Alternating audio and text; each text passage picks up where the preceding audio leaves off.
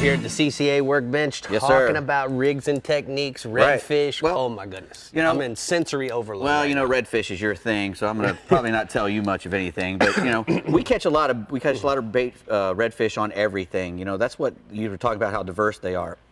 We can catch them in deep water, we can catch them in shallow water, we can catch them even offshore.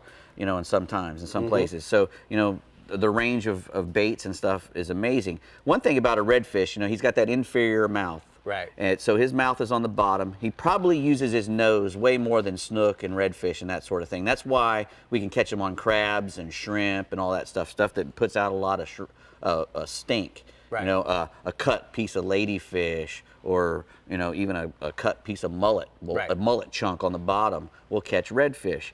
But you know, we like to chase them in shallow water a lot and sight fish them to make it a little more challenging. And when you're doing that, any fish that's in shallow water, like a trout or a redfish or anything, a snook, they get a little spooky because the birds can get them. Right. You know, they're a little wary up there. So a lot of times, what you want to do is you want to make long casts to get in front of them.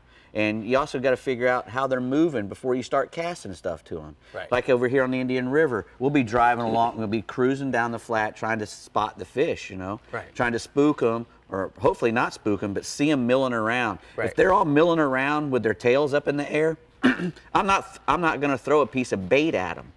You know, I'm not going to throw something that looks like a fish, because that's not what they're eating when they've got their tails up in the air. When their tails are in the air and their head's in the mud, they're eating shrimp and crabs and little crustacean worms and stuff like that. So that's what I'm going to throw to those kind of fish. And I tell you, I was looking through Facebook the other day, and one of the masters of red fishing, Troy Perez, put a little thing up on his Facebook page, said, "I've only been using these 2 lures for the past month in the Indian River." And I looked at him, I said, well, I'm going to try to mimic them. And he put down what they were. One's a Little John from Mirror Lure, which is that little bait right there. And he was putting them on a mission jig. And the other bait that he was using was a gulp shrimp on an 1/8 ounce jig head. And both of those you can cast a fairly long way, because they have, you know, it's an 1/8 ounce weight. But at the same time, they're not going to make a huge splash when they hit the water, which I imagine, I didn't talk to Troy, but I imagine that's why he's throwing those small diameter baits. And when I'm far away from the fish, and if I know they're real spooky, I like to use a little bit more of a weight to get my long cast, so I don't pull right up on them. I'm not as stealthy as Troy is probably. When I'm pulling around, I'm bumping, and I'm not doing a very good job. So I get pretty close to them.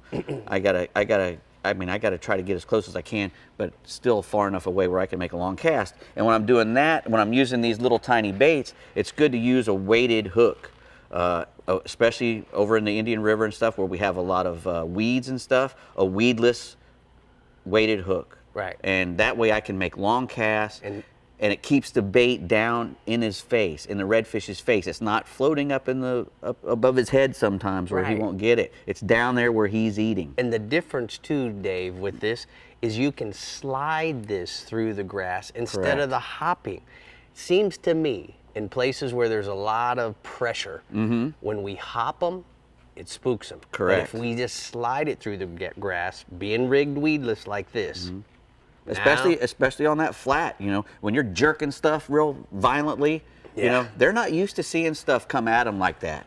You know, they see stuff slinking away from them. So you don't want to be jerking something straight at their head. Now, sometimes when they're all anxious and eating up, you know, they'll eat anything you throw at them. But those aren't the times that I'm talking about. I'm talking about when they're up there milling around and you're wanting to get close to them and to put a bait on the bottom close to where their nose is. You want to use those type of baits. Stuff that is small, profile-wise, doesn't make a big splash, but you can still cast a long way. Elephants eat peanuts. Yes, they do. Yes, they do. Look at me. I eat a lot of those. Peanuts, popcorn, candy. Bree, have you ever eaten any peanuts? I like almonds preferably, but peanuts are good too. Seed eater. Seed eater.